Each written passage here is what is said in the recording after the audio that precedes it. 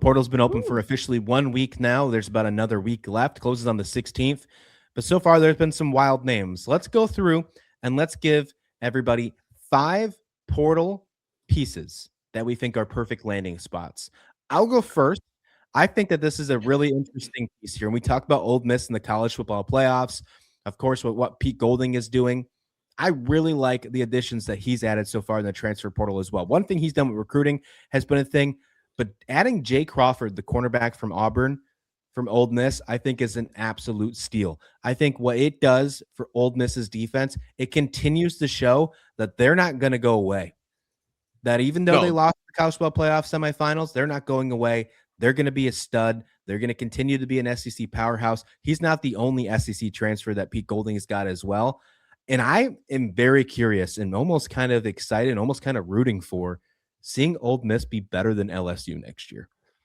I think they're going to. And you're exactly right. Like that's the underdog, kind of like they were wronged and they're going to make the most of it. I'm excited to see. I think they're very much in that conversation, especially if Chambliss comes back. And on the defensive side of the ball, Crawford, really good year last year on an Auburn team that just wasn't all that good. I mean, they were okay, I guess, if you want to make that argument. Very talented team, very underperforming team at Auburn.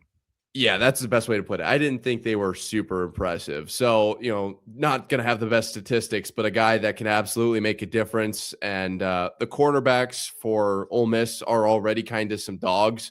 If you add this, Crawford into the mix here, I like that a lot. And, that's just they're going to be the team out of the SEC to beat next year because they were the one that made it the first. Wild to think about. Insane.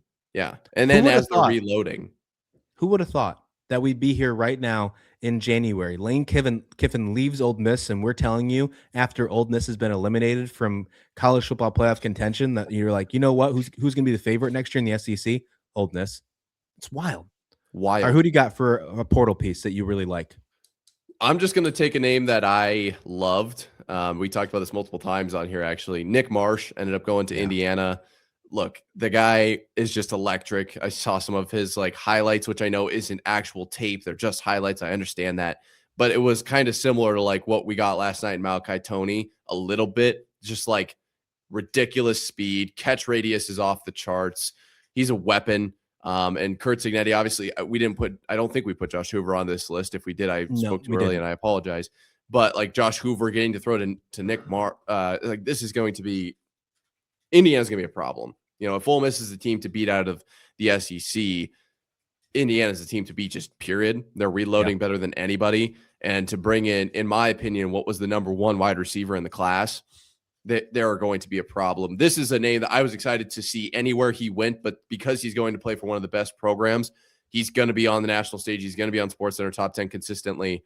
And I cannot wait to watch some Indiana football. Yeah, 6'3", 203. He's going to be a junior out of Detroit, Michigan. Really impressive kid. Had 662 yards receiving and 6 touchdowns this past season. Now you're going to go from... On Michigan State.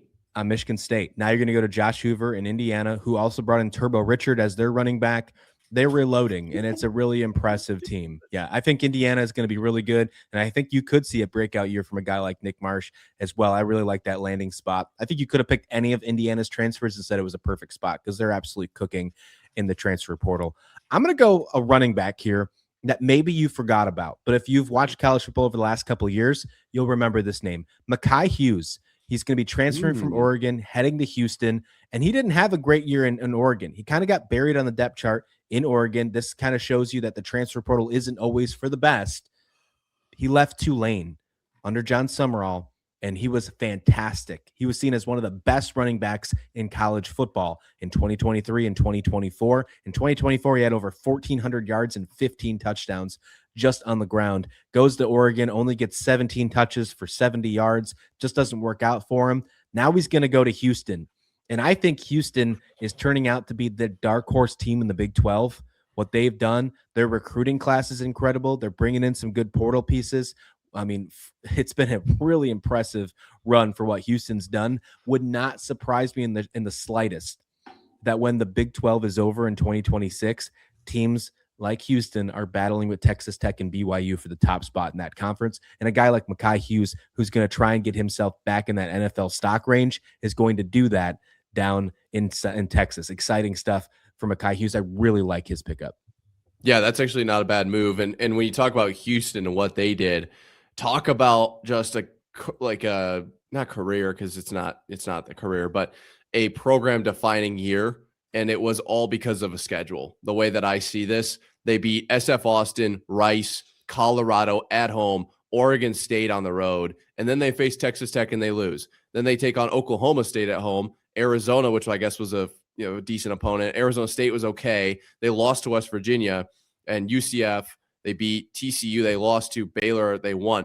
We were having real conversations ahead of the West Virginia team or game where Houston had a shot at making a Big 12 title game, and they had basically only played Texas Tech. They ended up dropping 2 of those last 4, but the success from this last season, because of what maybe was one of the easiest schedules in all of college football, a lot of people would say, I would say definitely one of the easiest schedules in the Big 12, led to the success that can bring in names like Makhi Hughes. And this guy can make a massive impact down the road.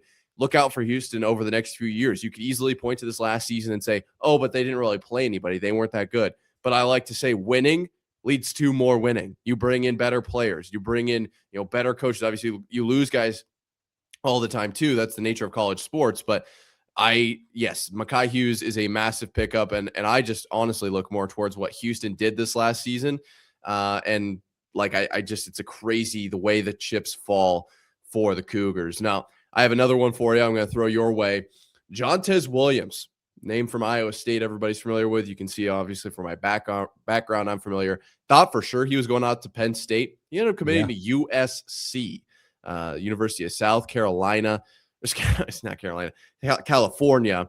And that's going to shake up a lot of the Big Ten. I looked at what USC's pass defense was this year. I think passing yards per game, they were in the 40s. I can't remember. It's 45, 46, something like that.